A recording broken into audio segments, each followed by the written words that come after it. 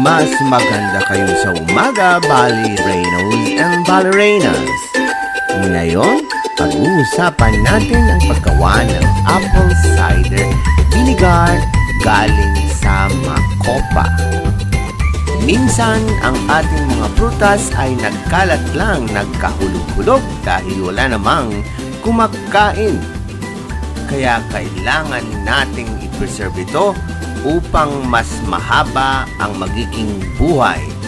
Kagaya ng Ang sarap ng amoy. suka.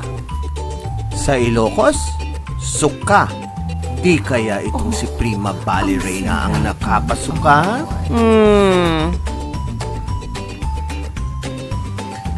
Bago tayo magpatuloy sa ating discussion sa paggawa ng apple cider vinegar, kailangan nating magpasalamat kina Sir Ray Ong at Dr. Ermelinda Quitoriano Arevalo. Pagkatapos pitasin ang mga bunga ng makopa, kailangang hugasan natin itong maigi at tanggalin yung mga bulok-bulok na yan. Pagkatapos mahugasan, kailangan na nating gayatin ito.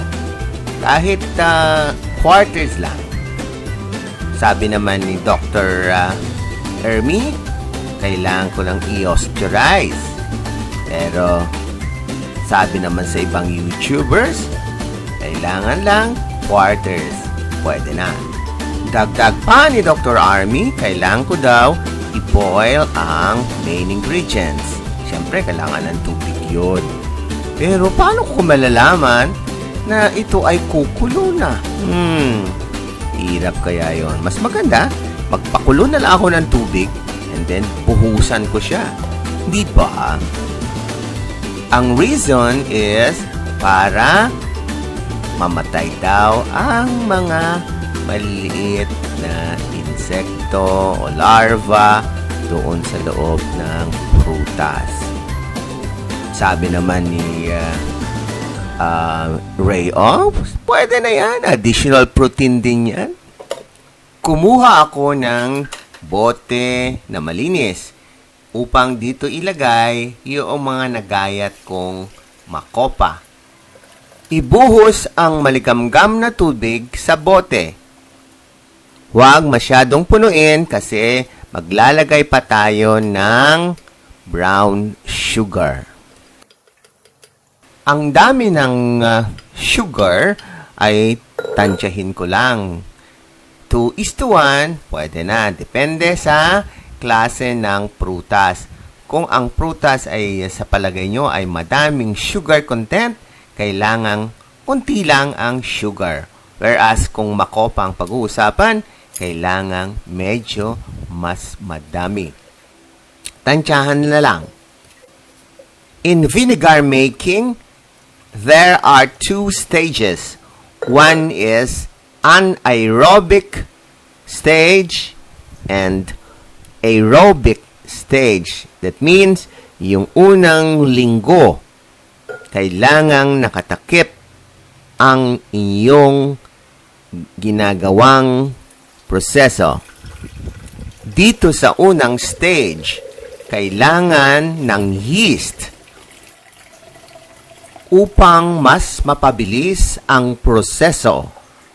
Kunti lang ang kailangan mo. Pwede kang bumili sa palengke. Hindi na kailangan yung mga nasa grocery or something. Masyadong mahal naman yon at madami. Sa palengke, meron naman paunti-unti ang kanilang binibenta. Kailan mo naman sasalain o tatanggalin ang solid part ng iyong ginagawa? After 3 weeks, pwede mo nang salain at tanggalin ang solid part. Ang sarap ng Ang kulit talaga nitong Prima Ballerina. By the way, kailangan siyang sundan sa kanyang YouTube channel at ang dami niyong matututunan sa kanyang channel. Dahil marami pang katas ang solid part, kailangan nating pigain ito sa pamamagitan ng tela. Pwede na kayong t-shirt, katsa, or anything na pwedeng magpiga sa kanya. Anyway, yung liquid part laman ang ating kailangan. Dahil tapos na ang piga-piga, kailangan nating i-close na ang container. Pero may pasingawan kasi aerobic ang kailangan nitong process na ito. At hanggang sa muli, ito si Prima Ballerina na nagsasabing mag-subscribe na kayo!